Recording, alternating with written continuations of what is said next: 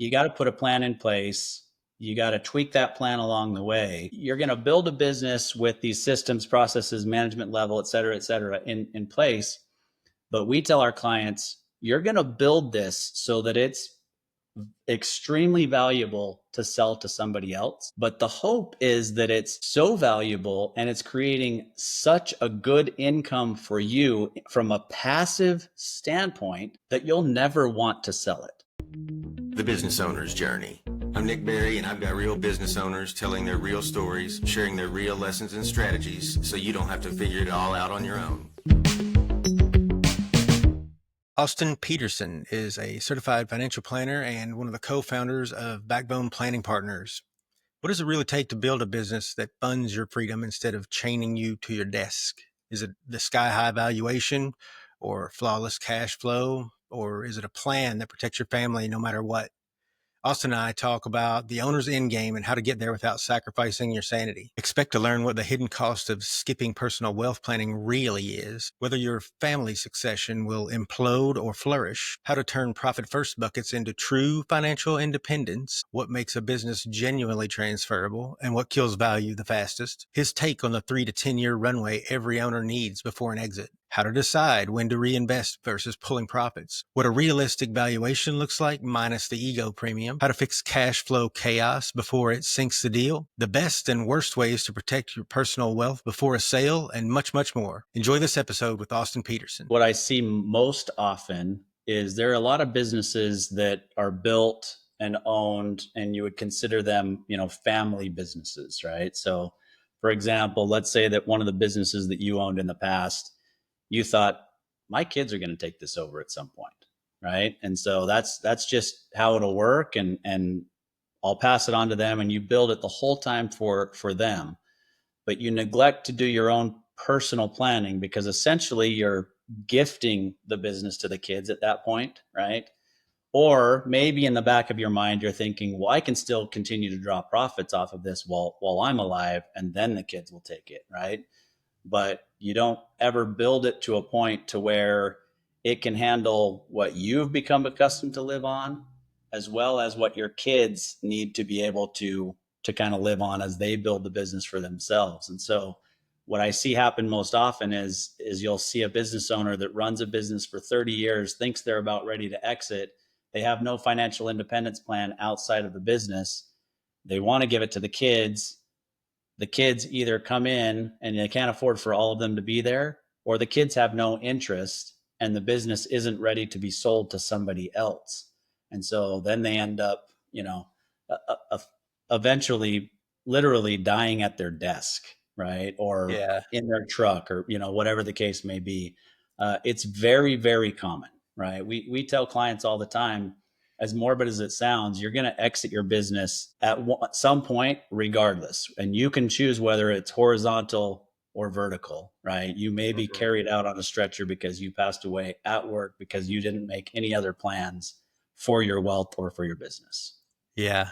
So then they miss out on that final chapter outside of business, and they left a mess for somebody else to have to deal with, right?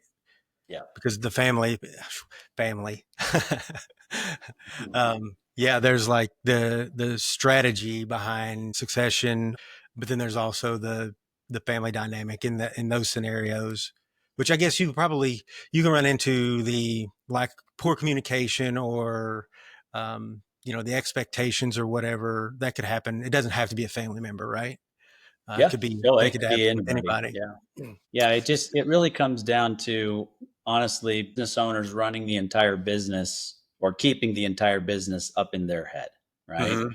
And so it's never to a point where it's ready to be transferred to another owner, whoever that is, right? And so if you're not putting systems in place, you're not putting processes in place, you're not putting any of that kind of stuff, a management layer in place, all of that, then really your business doesn't become valuable to anybody else.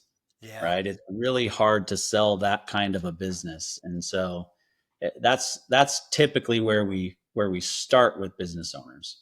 So you're of the mindset, I believe, of like you build it to sell as if you're going to sell it all the way through, right? Like that's the way you build a business. Yeah, so there's a couple things that kind of come to mind as you mentioned that. So first thing that I think of, and we talk about this a lot, is I'm sure you've read Seven Habits, right? The Stephen Covey Mhm. book. Mhm. He talks a lot about begin with the end in mind, right? Now, it would be naive for us to think that any business owner, when they set out, that they're literally beginning with, I'm going to sell this in 10 years and I'm going to sell it for $20 million, right? Like that doesn't happen. There might be some tech businesses where they think I've got this really cool technology and I'm planning to exit this in 5 years and it's going to be a unicorn and I'm going to sell it for $1 billion. Like they may write that down, but in my mind, that's not really planning. That's my hope, right? Mhm. And Yeah. so, the reality is everybody should start with some sort of end in mind and understand that it's likely going to be tweaked along the way, right? Mhm. But, on top of that, the other thing that we say is, you've got to build this business to be a transferable business. I've actually given multiple talks to large audiences of business owners around the country via webinar, et cetera. And we basically titled the presentation, How to Create a Transferable Business, right? Because I the like that. reality is, statistics are not in any business owner that's listening to this. It's not in your favor that you will sell your business, right? Like many businesses, most businesses never transact ever. Mhm. And so if you don't build it the right way, you're just ultimately not going to get there, right? So Yeah. you got to put a plan in place. You got to tweak that plan along the way. But like I mentioned a little earlier, it's, you know, you're going to build a business with these systems, processes, management level, et cetera, in place. But we tell our clients, you're going to build this so that it's extremely valuable to sell to somebody else. But the hope is that it's so valuable and it's creating such a good income for you from a passive standpoint that you'll never want to sell it. Like we believe that that's the ideal situation for a business owner, is that it's generating gobs and gobs of cash. You're basically just the visionary. You're not dedicating a whole lot of your time day in and day out to run that business. It's kind of running on your own, on its own, because you set it up to do so. Why would you sell it, right? Like even if you can sell it for 3 times, 6 times, 10 times, well, it's just 10, 3, 6, or 10 times what you're taking from it on an annual basis, and likely growing. So you may not ever want to sell it. That's, in my Mhm. mind, that's kismet. That is the absolute best case scenario. Yeah. Well, how often, I mean, best estimate, how often does that happen? Very little. I mean, if you look at the marketplace overall, it happens very little. It's a very minute percentage of businesses that are ever able to get to that point. Mhm. But, we've got plenty of businesses that we're working with today that are working towards that, right? We have a Mhm. couple that I would say are like on the cusp of that, but many of them are still several years away. We tell our prospective clients that you should be engaging us 3 to 10 years before you're even contemplating exit, because it takes that much time to truly get the business ready to be exited, or to be in that perfect scenario like I mentioned before, that it's running so well and you're generating a bunch of profit from it and you have no desire to sell it. Yeah. Well, I kind of chuckle when you said 3 years because, like for the majority, like most small business owners, 3 years is like, whoa, that's, I, I can't make a commitment to that. I got to figure out what I'm going to do next week.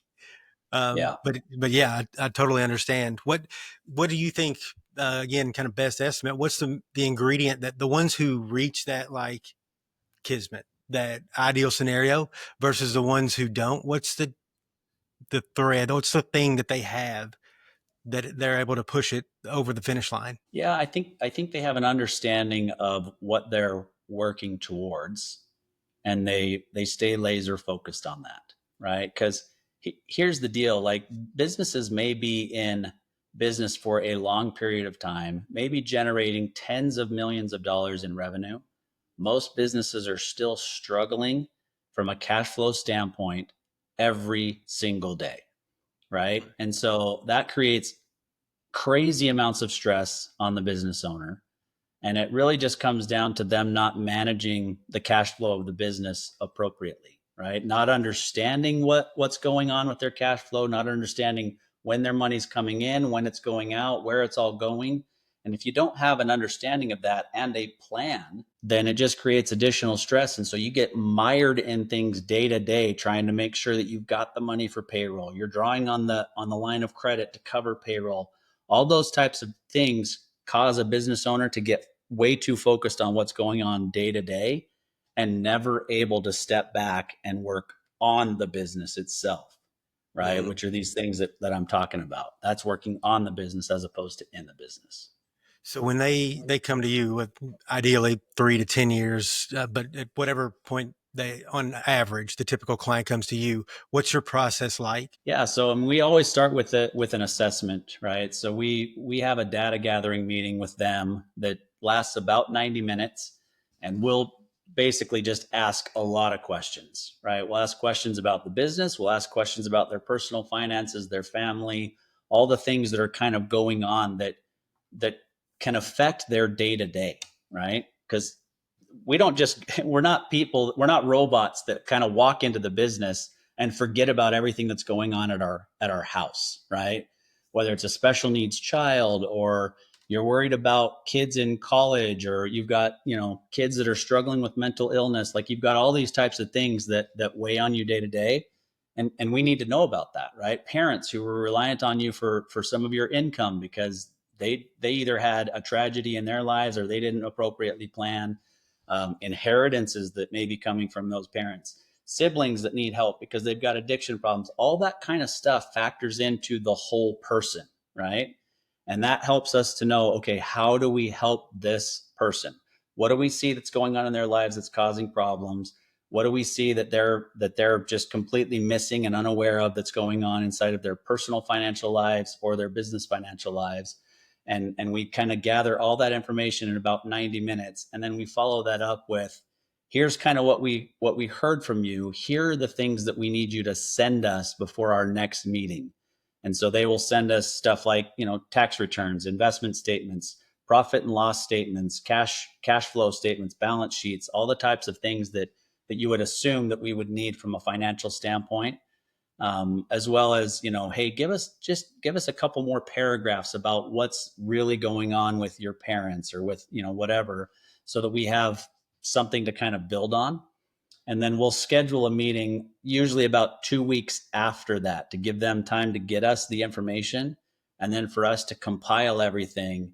And at that point, we schedule another meeting that's 60 to 75 minutes that we call our engagement proposal meeting.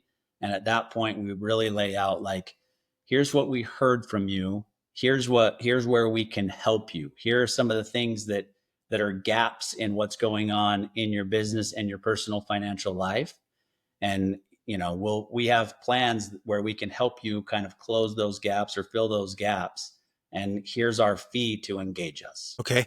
And then so they say, let's go forward. What does that look like? Yeah. So after that, it depends on the specific situation, but that fee that they pay us is for the next 12 months of work, right? So whatever we have to do to help them with things that we said that we could and would help them with during that 12 months is already paid for. And so sometimes that's a series of 6 meetings. Sometimes it's a series of 12 meetings. Sometimes it's a series of 20 meetings, right? And we're just, at that point, we're starting to dig in and solve the situation. And so it could vary from, gosh, you have zero savings outside of your business. You have a business that is struggling from a cash flow standpoint. So let's simultaneously fix the cash flow issues and build a plan for how you're using every dollar that's coming in, right? First, help you understand where every dollar is going, then build a plan for, controlling that cash flow. And then part of that is we've got to take some of that business balance sheet and start to move it to your personal balance sheet to protect you and your family in case something happens and you're not able to continue in the business, whether it's economically something shifts and you're in trouble, or the technology shifts and your business is completely obsolete. We've got to have these contingency plans so that your family is taken care of regardless of what happens with the business. And then we're simultaneously trying to improve that business so that it can become a business that's truly transferable for a number that's beneficial to the family. But in a perfect world, what we're building in that plan, and it truly is like this perfect crossover between personal financial planning and business financial planning, bordering on business consulting, because we're literally getting in there and helping them consult on their business. But in a perfect world, we're building their financial independence. And I use financial independence rather than retirement, because most business owners can't even Right. fathom themselves retiring, That right? can wait. Right, exactly. That can wait. I would go nuts if I didn't have something to do, all that kind of stuff, right? So financial independence is working because you want to, or doing something because you want to, not because you need the income from it, Hmm. right? Yeah. So we're building a plan to get them to complete financial independence at a specific time frame based on what they want to do. And then we say, it's either feasible or not feasible, or this is what it's going to take to get there. And then if and when we sell the business, that's the icing on the cake, right? That's additional. Your financial independence is taken care of regardless. We sell the business for another 10 million. Well, then all of a sudden you're going on 4 more vacations per year with the entire family because you've got that additional money. So it sounds like you get pretty immersed in their business to be able to do that. Yeah, we know our clients' businesses pretty well. Yeah. Yeah. What type of preparation or skill set do you have? Do you guys have to be able to walk into a range of environments and work your magic? Yeah, I would say on the surface, we definitely have a broad level of experience between my partner and I, Landon's backgrounds. We definitely spend more time in service-based businesses, or, like blue collar or the trades. We definitely spend more time there. And part of that probably just comes from the fact that that's what I grew up doing. That was my family's business. My dad was a stucco contractor. My uncle was a stucco contractor. My brother's an HVAC contractor. Like that's just kind of the background that I grew up with. And then my partner grew up on, and then I also grew up on a farm. So there's kind of this whole, like, I understand what it's like to work hard and get your hands dirty, and that sort of thing. And we're pretty casual, right? Like a lot of financial planners, right, which is what we are at our core. But I would say that we're quite a bit different than most financial planning firms, in that we do that business consulting side. But they're going to show up in, maybe a 3-piece suit. Maybe they're not wearing a tie anymore after COVID, but they're still going to show up in a nice suit, cufflinks, nice shoes, all that kind of stuff. I'm literally wearing a pair of checkered Vans right now, right? And some golf joggers, and then this quarter zip. Like, this is a typical outfit for me because it fits with most of our clients, right?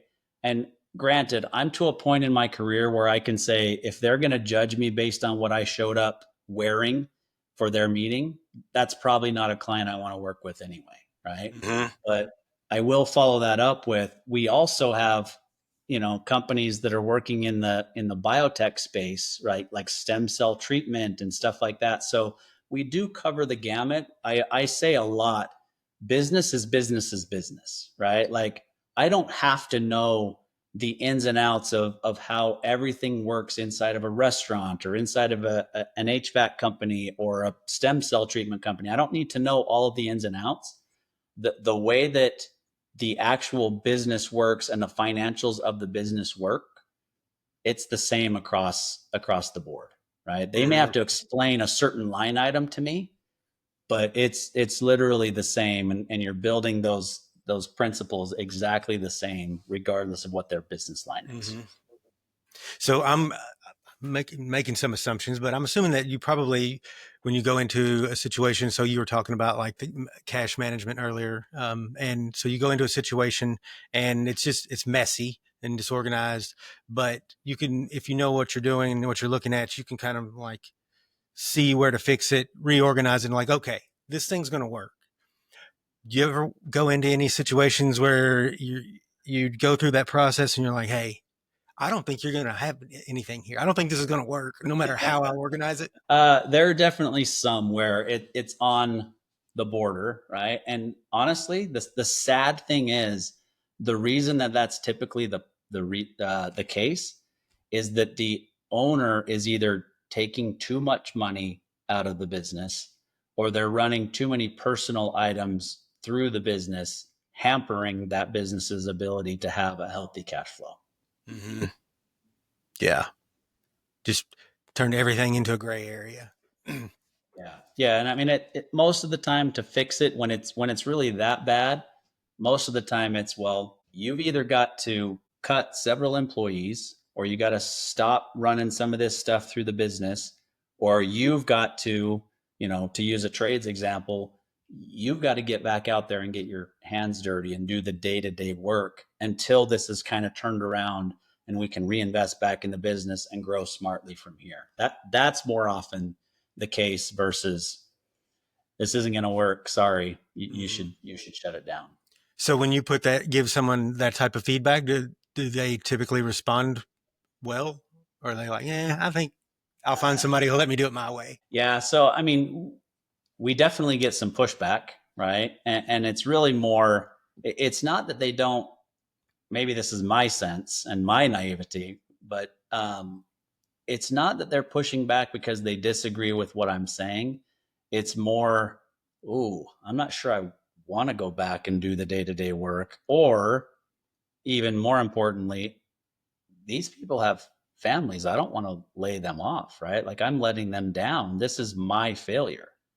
And so we do get the pushback from that aspect.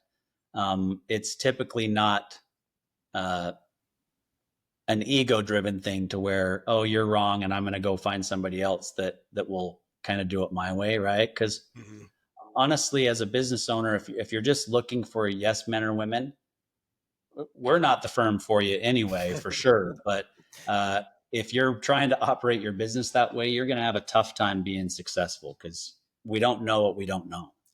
Yeah. Right. And so I love that saying. I say, we don't know. And that's okay. Like, cause that's true of everybody. Right. The big factor is like, are you somebody who's going to just disregard that and like hide from it? Or are you somebody who's going to embrace it and like lean into it? One of you said something to me earlier, and I know I won't restate it perfectly, but when you were talking about most of the time a planner ask a business owner for the value of a business and they just take the business owner's word for it. Right. And, I mean, from my, like, I know how that would go. I have a pretty good idea how that would go. But that's also somewhere else with that you guys are a little bit different in that you're not going to take it that answer at face value. You're going to get in there and figure it out on your own. Right. How does that fit in with everything? Like, where do you go? When does the business value become part of the conversation in your engagement? Yeah, so we actually look at a client's business value every single year. It's part of the engagement that they have with us. So we will actually do a full valuation of their business. We use a software program that we've been accustomed to using for a long time, that takes the information from the tax returns and other information that we enter in, whether it's that they've got, a specific type of intellectual property or different things like that adds additional value. But for the most part, it's the information that's on the tax returns and the other financials of the business that will dictate the value of the business, right? In addition to what management team do they have and so forth, which does, it comes in from the financials too, whether you know it or not. That's something that's on your financials because it's showing executive compensation, et cetera. So it gives us a pretty good idea of what it's worth. But really, to answer your question, there's danger involved in just accepting what the business owner says their business is worth. Because 9 times out of 10, or probably even 10 times out of 10, they're wrong. And the reality is they're most of the time they're overinflating what their business is worth. And so if you put yourself in the shoes of a traditional financial planner, and you build this entire financial plan around selling the business for a specific number in a specific year, and that's what it's going to take to get them to where they need to be in terms of generating income for the rest of their lives, and they were wrong even by 10%, it blows up the entire plan. But most of the time they're wrong by at least 25%, and many more than that, right? Or maybe it's not sellable at all, and the business owner doesn't realize that. The financial planner doesn't know enough to know whether or not it's being sold. I'm not talking badly about financial planners, right? It's just that that's not the experience that they have. And so if they don't have an experience in valuing businesses or helping businesses build towards an eventual exit and sale, we can't expect them to know whether or not the number that they're receiving is correct. Mm-hmm. And so it just becomes dangerous, right? And we tell clients all the time, like, if you've got a really good financial planner or an investment advisor, right, they're doing good with your investments, you don't have to change your investments to work with us. Now, most of the clients do, because they see everything else that we do and see how we operate as a firm, but you don't have to. And so if you want to leave that out there, we're completely agnostic. That's why we charge a fee up front. It makes us completely unbiased in the advice that we're giving you regardless, because we're not trying to sell you a particular product or make money off of your investments. So you don't have to change that, right? But again, most do, because they see everything under one umbrella, to where we're truly seeing them as a whole person, right? Because if you think about it, most business owners, 80%, and a really good percentage anyway, 90% of their net worth is in their business, right? And so if an investment advisor is not including that as part of their investments, or worse yet, if a business owner is not viewing their business as a part of their overall investment portfolio, something's missing, right? Mm-hmm. I mean, the lion's share of your net worth's over here. So if you don't have somebody who's helping advise you on your largest investment, you probably have the wrong financial advisor or the wrong investment advisor.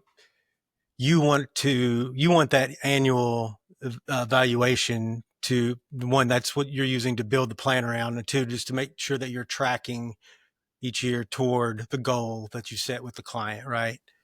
Correct. Yep. Yeah, I bet that is. I bet you've had some enlightening conversations. Yeah, it's tough to deliver, that conversation. I mean, we typically do ask the client what they think it's worth, but then we kind of turn it around on them to try to get them to soften that a little bit even before we run the official valuation, because we'll turn it around and say, if you had to write a check to purchase your business from yourself, how much would you write the check for, right? Mm-hmm. And usually that check is considerably less, because in their mind, they're going, well, why would I pay somebody for the business that I built? I could actually just go out and start it again anyway. So mm-hmm. It's really only worth, you know what I'm saying? Like, that's the thought process that they go through. Yep.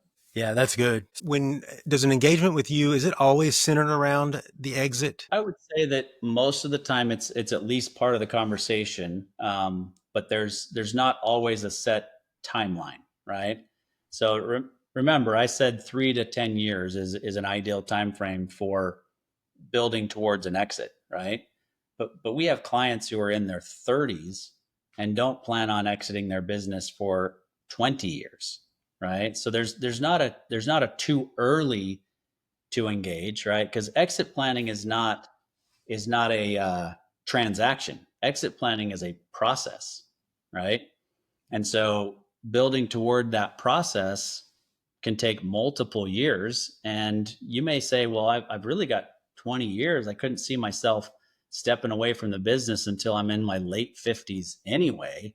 So do I need you? And our response will be, well, you probably don't need us today if you're just, if you're just worried about the exit. But if you really want to kind of build this and take it to the best possible outcome that you could take it to, and then along the way make sure that all of your personal stuff is handled, and maybe you set a target, of selling the business for 8 million, but over 20 years, if we could help you build it to be worth 25 million, would paying our fee be worthwhile on an annual basis, and having somebody to hold you accountable as a business owner to certain things to get you to that point? Would that be something that would be, valuable today? Is it something that you would want to put off?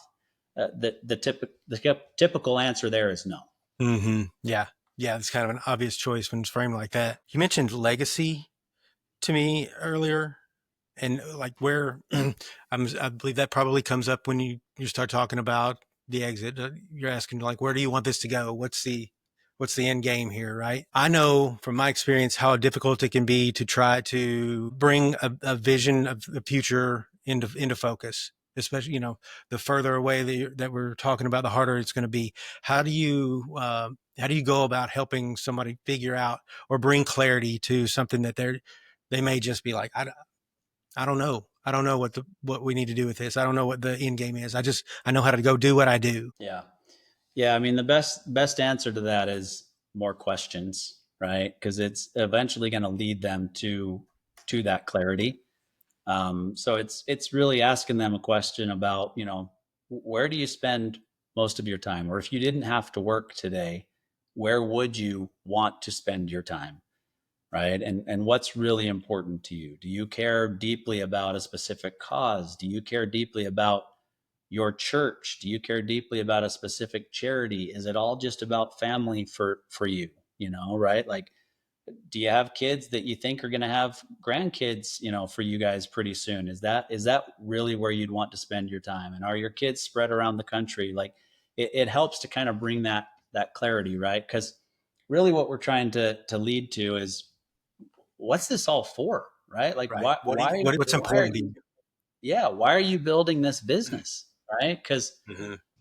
a lot of times we're talking to business owners and we're like, if you went back to your 15-year-old self and you told them that when you reached age 40, call it, that you'd be making $1 million a year and working 20 hours a week running this business, you would have thought you were crazy, right? Like, you, in your wildest dreams, outside of, I'm going to be an NBA player, or I'm going to be, whatever, outside of those types of dreams, in your wildest dreams, most people did not think that they would be making a million or a half a million or even a quarter million in income, right, in their lifetimes. And so you're already in a good spot. So what are we doing this for? Right? Why are you continuing to charge? Why are you continuing to grow the business? Why are you continuing to invest here? Why does it matter to you? Is it just about your ego because you can continue to grow it? And if that's the case, okay, that's fine. Like, we can build a plan based on you wanting to sell this business for $100 million or $1 billion, right? Like, fine. If that's it, great. That's what we will roll with. But most of the time, that's not it. Ego definitely comes into play, right? Like, most business owners are type A personalities. They're very competitive. They want to build the biggest, the best, that, whatever. So that certainly does come into play, but it's not usually about that. It's about, it's something else, whether it's just for their family because they want to have their family to have options in the future, or, every once in a while you'll hear from a business owner, well, I don't want my kids to choose a career path for themselves because of how much money it makes, because they've grown up the way that they've grown up and they have, access to this, and they go on nice vacations and they do that. And so in order to still have that in their lives, they choose a career path that they're going to be miserable in. I don't want that to be the case. And so at that point, we can say, great, let's build a plan for that, right? Like, if one of your kids wants to be a teacher, which, by the way, teachers are completely underpaid, right? So I think we can all agree on that. But if they want to be a teacher because they're passionate about helping kids and they're only going to make $40,000 a year, well, could we build into your trust that if they become a teacher and continue to work in that you'll double what they make in their teacher salary to make it, better for them financially and they can still do some of the things that they've grown accustomed to and like doing, yes, absolutely, you can build a plan for that. So that's where it's, how do we get to what really, really matters? And then we will build a plan for it. Yeah, what I'm hearing you say is like it's you're trying to find out what's important to them and taking it outside of the business itself, right? Because I think it's everybody. There's something that is important to everybody, so it's in there. You're not having to come up with it for them. You're just having to help them uh, poke around a little bit and elicit, right? Let's figure out what is really important to you. Another thing that you'd mentioned earlier was about reinvesting in the business. Well, how do I know when? How do I know how much? How do I know? What's your guidance on reinvestment in the business? Yeah, so every situation literally is different, right? But so let me just back up a little bit. So we kind of talked about the legacy side of things, which is extremely important, but there's really kind of three areas that we try to break the engagement down into, right? One is the reinvestment that you're talking about, how much, when, how long, all those sorts of things. The second is the legacy, like what's all this for? And then the last one is the exit, right? So that is timeline, amount, strategy, leave it to kids, sell it to kids, sell it to management team, sell it to an outside party, sell it to a private equity group. Like all of that kind of comes into play. But those are really kind of the main three areas, right? Reinvestment, legacy, exit. So on the reinvestment side, the first thing that I would recommend for any business owner that's listening to this that has not already done this, and maybe you should go back and do it again, read the book Profit First by Mike Michalowicz, right? That will give you a pretty darn good explanation of how you should be looking at this, because I see it on both ends of the spectrum. I see business owners that reinvest everything and don't do anything outside for their own personal finances, right? Because they're just build, build, build, build, build. And then I see those who extract all of the profits from the business, right? Now, hopefully, if they're extracting all of the profits, they're using that to build their own personal wealth in some way, shape, or form. But more times than not, I see them spending every dollar that they're extracting out of the business because they think it's a never ending cash register that's just going to continue to produce that cash, right? Mm-hmm. And so it can be bad on both sides.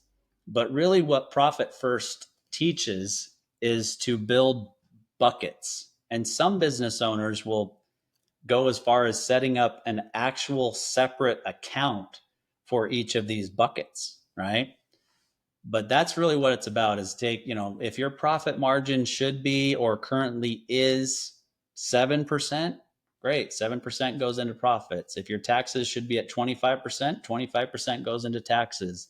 If insurance should be 2%, great, 2% goes into taxes. Like, you're just sectioning all of that out into different buckets so that when the big bill comes due, it's not a surprise and the cash flow's there. Mm-hmm. You go break that piggy bank open and you can pay it. Exactly. So, I think at its core, that's where it should be. And I meet business owners all the time that have read Profit First, but didn't go any further than that, right? Like they think about the profit side and they're like, oh, great. Yeah, I've got a, and they'll set up a profit account, but they don't set up any of the other accounts. And so you missed the mark there. You didn't cover all of the other bases of your cash flow so that you don't find yourself in a cash flow crunch when it comes time, right? Mm-hmm. And one other bucket that I didn't mention that I should is that rainy day fund or that emergency fund or that reinvestment fund, right? Like, oh man, I could actually, the way that we are doing things right now and the number of leads that we have coming in, like we could double our profits next year if I invested in buying this other machine and hiring 4 more people to run that particular crew, right? Like, if you have that money set aside, then you can go and do that. And then you replenish that reinvestment or that emergency fund. You always have to be extremely diligent about your cash flow. Yeah. Yeah. And what happens most of the time is the money's not set aside. And so then you are taking from your theoretical profit bucket or one of your other tax bucket might be the worst one to take from. um, Yeah. but yeah, I think profit first it's such, I mean, for that reason, like the way it changes the way that you think about cash, it should. Um, it's a lifesaver. I'm glad you mentioned that. Yeah. Yeah, it's great book. I don't think we mentioned this, but we have our own podcast that we've done for about 5 years called Tycoons of Small Biz. And we had Mike McAllowitz on the podcast Oh yeah. probably 4.5 years ago. And so it's his philosophy is great. Yeah. It's pretty darn basic, but that's the great thing about financial principles is most of them are pretty darn basic, but nobody lives them. Yeah. What did you think when you read Profit First? That you should have thought of it? Yeah, Because yeah, it's simple, right? I mean, yeah. There's quite a few books that I've read and thought, man, I should have published this. mhm. I'd be making money off of publishing books in addition to everything else that I do. So that would have been awesome. As you can tell, I think from my voice and the way I get animated about everything, I'm pretty darn passionate about the SMB community, right? Um, I mean, our financial planning practice and our business consulting practice is called Backbone Planning Partners. And it's not by accident, right? We believe that the backbone of the American economy is the small business owner, right? And so we build our whole practice around that. The podcast, of course, called Tycoons of Small Biz, and everybody uses a different definition of small business, right? So I'm not talking about, for the most part, the one person businesses, right? They still need help. Don't get me wrong, but we're working with companies. Typically, it's 5 million or more. The average client that we work with does probably 18 to 20, 25 million in revenue. Those are the types of companies that are getting to that point where things are getting complicated and they're not quite sure how to take it to that next level. And that's kind of where we come in and say, okay, you've gotten it here. Congratulations. You've beat the odds, right? The reality is most, a very large percentage of businesses will never even cross the $1 million revenue threshold, right? And so you've already beat the odds, but let's help you take this to the next level. Let's help you turn this into what you kind of think it can become now. And that's where we typically get involved. What are some of the characteristics, like you see a business or a business owner and you learn a little bit about them and you're like, we would be such a home run with you. What are the traits that like make somebody stand out, that either that they're going to be a winner or that they just match up perfectly with what you guys do? Yeah, I think honestly the best answer I could give to that is somebody who knows what they don't know is the biggest thing, right? Is somebody who understands that there is value in paying for advice to help you with things that you don't know about, right? Or even just an outside perspective to say, it makes sense for me to bring somebody else in. Like, I feel pretty good about the way we run our business and we've got a great business. And most of the time, they do. We find issues every time. I mean, there has not been a single business where I've walked in and said, wow, you're doing awesome. You don't need our help, right? Now, there have been times where I'll say, you just need a couple of tweaks. Let me give you a little bit of, kind of free advice. Paying us for our fee is not worthwhile for you. In the future, if you want to talk about getting ready for the actual exit and we give you some advice on different strategies to go through, great, let's stay in touch. That has happened, but most of the time there's enough there to, enough meat on the bone, so to speak, to help them with. Mm-hmm. But it really comes down to being open and willing to have a conversation, to be vulnerable, and to understand that there are people who are really good at what they do, and that's not what you do. And so hiring somebody to help you with those quote unquote blind spots or the areas that you need additional help, that's where we see the most value. But Mm-hmm. there are times where I look at a business and go, oh man, this business is only doing 4 million. This business should be doing 15. Like, let me help you with a few things, to reinvest in this and to, not take the additional profit here. And just the small tweaks that could turn this into a $15 million a year revenue business compared to the four that you're doing now. But we do see that. Yeah, and I think those people, I would bet that the people who have that like mindset that you're talking about, where they know they don't know what they don't know, and they want somebody to help them like see those blind spots. They expect you. They don't. It's not a failure at all for you to walk in and find something wrong. They probably wouldn't trust you as much if you tried to tell them that everything was great, because like they're looking for it, right? They know they've missed something. Yeah, for sure. Austin, I appreciate it, man. This has been great. I appreciate the opportunity, and you've been great. Thank you so much for listening. If you found the show valuable, you can say thanks and show your support simply by taking a quick second to like, share, and comment on the show. You can also find more information about each of my guests, all of the resources from the show, and myself at nickberry.info/TBOJ.